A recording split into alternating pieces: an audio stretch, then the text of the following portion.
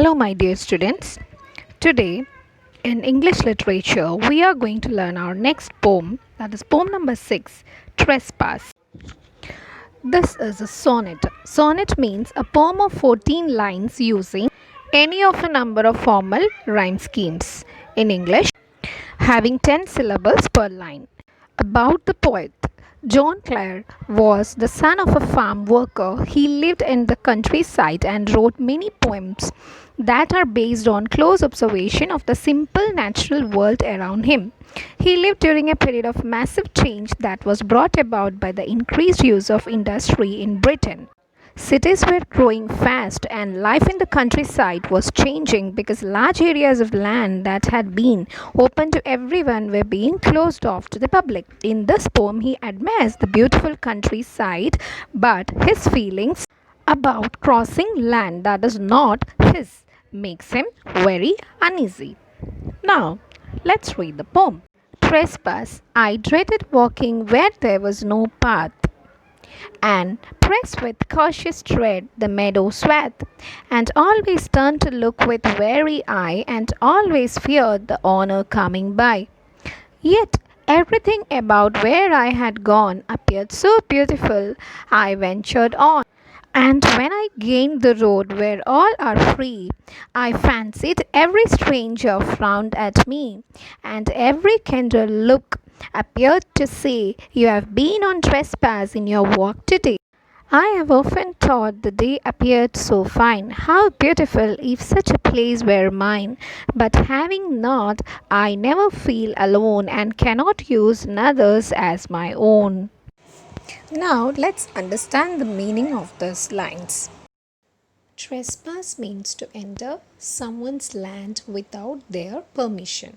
First line, I dreaded walking where there was no path. Dreaded means he was feared about something in future. And pressed with cautious tread the meadow swath. Cautious means to be careful in order to avoid problems. And what is the meaning of tread? Tread means a person's manner of walking. And swath means a long narrow space cut through grass or corn. And the next line is, and always turn to look with wary eye. Wary means feeling or being cautious. And always feared the honor coming by. So the meaning of these four lines are, the walker means the poet is walking through a meadow swath, and there are four words which indicates that the walker is actually worried, like the words dreaded, cautious, wary and feared. So he is walking through a place where he is not having permission. That is what is the meaning of trespass. And you can see that there is a word and is used, which is to indicate the impact of ongoing journey. And the next lines are, yet everything about where I had gone appeared so beautiful, I ventured on, and when I gained the road where all are free, I fancied every stranger frowned at me. This means that still he is continuing the journey because everything around him is so beautiful. But he noticed one thing, that the strangers were frowning at him, because frown means an expression indicating disapproval, because he is walking through a land where he is not having permission, means he is trespassing. And that is the meaning of the lines. And every kindred look appeared to say, you have been on trespass in your walk today. Now the last four lines. I have often thought the day appeared so fine, how beautiful if such a place were mine.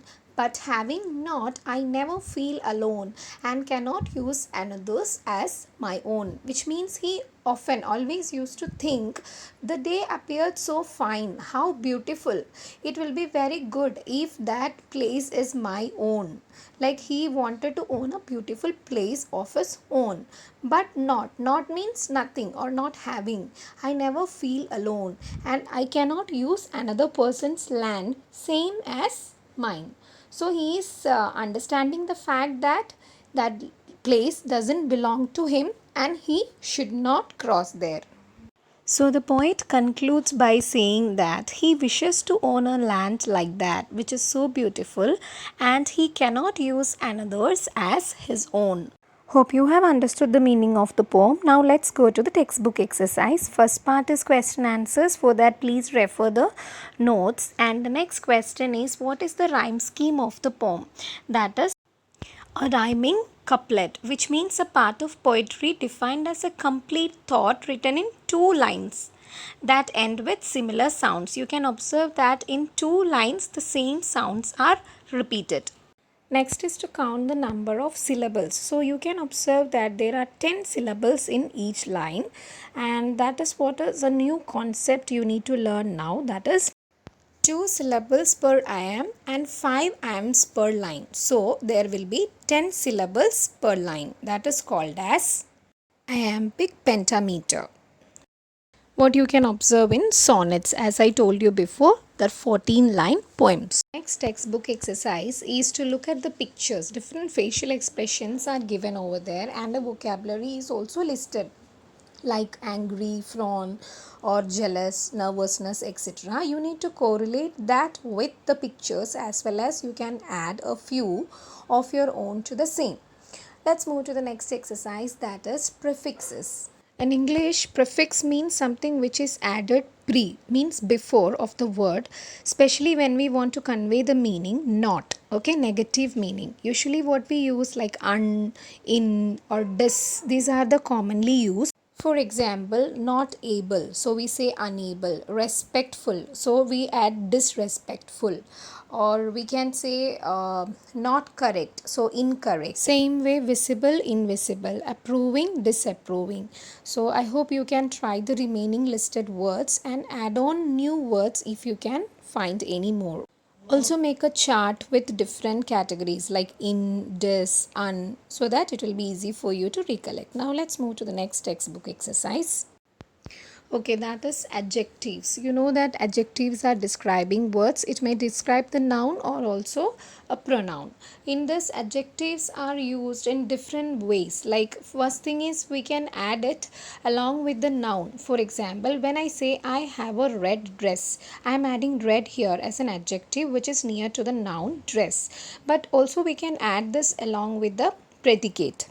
For example, when I say that the watch is expensive, here watch is the noun and I am adding expensive after it, which means I have added the adjective to the predicate of the sentence. And there are different kinds of adjectives, like adjectives of quality, distributive, demonstrative, quantitative, interrogative, and possessive, which we have studied in the language textbook. Even though we will have a quick revision. The first one is about quality. When I say a big house, it shows the quality. So here big is a quality adjective. And the next one is distributive. When I want to point out something, for example, when I want to say that I want those apples, I am pointing those. So here it is distributive. Same way, this, that, these all are distributive adjectives. Now listen to this sentence. In this you can find two types of adjectives, like we have 4 books for each student in the class. So here 4 mentioning the quantity, not only the numbers, it can be few, some, and there are so many words to show the quantity. Also each student I have mentioned here, or I can mention every student. So these words will show you that they are demonstrative.